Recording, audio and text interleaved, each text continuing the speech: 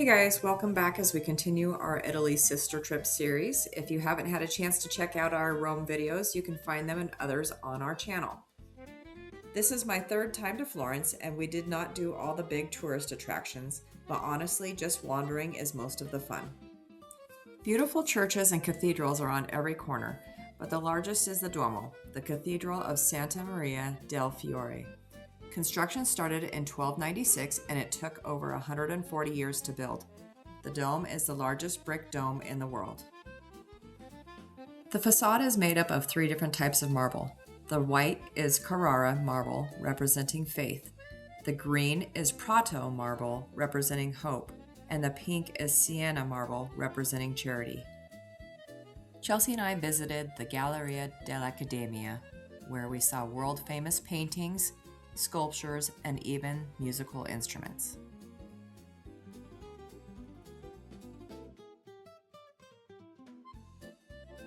This painting by Barani actually shows the interior of the museum in the 1860s. This sculpture is in the background. There is a whole room full of plaster casts from the famous sculptor Bartolini. The small dark spots and nails on the casts were reference points to transfer the dimensions onto marble blocks to be chiseled out and recreated over and over again. The sculptures were then typically sold to prominent families. After a quick walk through some of Michelangelo's unfinished works, we arrived in front of David, one of the most recognizable statues in the world. A depiction of the soon-to-be king who killed the giant Goliath with a single stone and a sling. He is 17 feet tall, about the height of a two-story building, and is carved from a single block of white Carrara marble. He was created to be placed atop a cathedral. His hands and head are disproportionately sized because he was intended to be viewed from far below. His gaze is calm and focused. The stone in his right hand is ready to be placed in the sling over his shoulder. The detailing of the eyes, veins, and muscles are just incredible. We had booked a pasta making class, but unfortunately Chelsea had hurt her ankle back in Rome and was not feeling up to the walk. So after a little hesitation on my part and a lot of encouragement from her, I went on my own. And I am so glad that I did. I had a great time. The instructor was fabulous and the class was a lot of fun. But what surprised me the most was how much I really enjoyed socializing with my classmates as we ate our delicious culinary masterpieces. We all spoke English, but I was the only American, so the conversations were especially fascinating for me. We talked about our careers, places we have traveled to, and places we still want to experience. This time that we spent together was another one of the highlights of this whole trip for me. Shout out to Renee for sending me the video clips.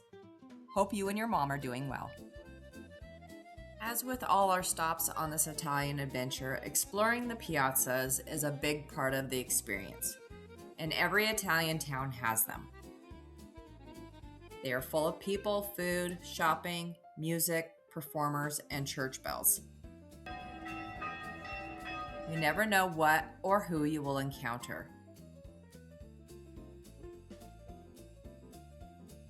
I even saw Chrissy Metz, the actress who plays Kate from This Is Us. I didn't want to stand and gawk as she was likely on her vacation as well. So on to my favorite piazza in Florence, Piazza della Signoria. It is overlooked by Palazzo Vecchio, one of the Renaissance residences of the powerful Medici family. Out front there is a replica of the David, and nearby there is an open-air museum with other famous statues, including this one of Perseus with the head of Medusa. To the left of the Palazzo Vecchio is the Fountain of Neptune, so we had to get a selfie and a couple clips. Seems to be a lot of bum shots in this Florence video, amongst other things. I know this has been in a previous video of mine, but it's still funny. I had to show Chelsea too. Michelangelo's graffiti is a carving in the Palazzo Vecchio wall that is said to have been chiseled by the artist, with his hand behind his back, during a conversation with an annoying man. This man. Look for it on the side with the arch.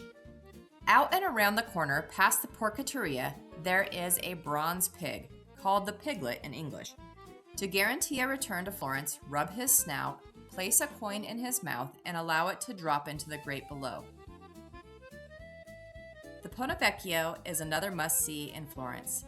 The bridge is the oldest in the city, dating back to 1345. It was the only bridge not destroyed by the Germans in World War II. Currently, when crossing the bridge, there are mostly jewelry shops lining both sides. Before the late 1500s, these were butcher shops. The corridor atop the bridge was built by the Medicis so they would not have to walk through these foul-smelling shops to cross the Arno River. Now it is a beautiful attraction on a beautiful river in a beautiful city. Across the river is the Oltrano neighborhood, where a lot of locals live, and where a lot of artists work and live as well, including this leather worker that I have bought unique wallets from on the last 2 trips. And this designer I bought a lovely scarf and shawl from this trip. If you've never been to a real mercado, I recommend you go. It is a whole different way of shopping. Stalls sell different items, making grocery shopping so much more fun and interesting.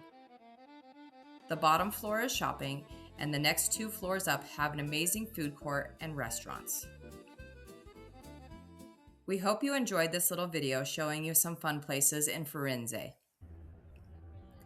I'll leave you with some previously taken footage from Piazzale Michelangelo at sunset.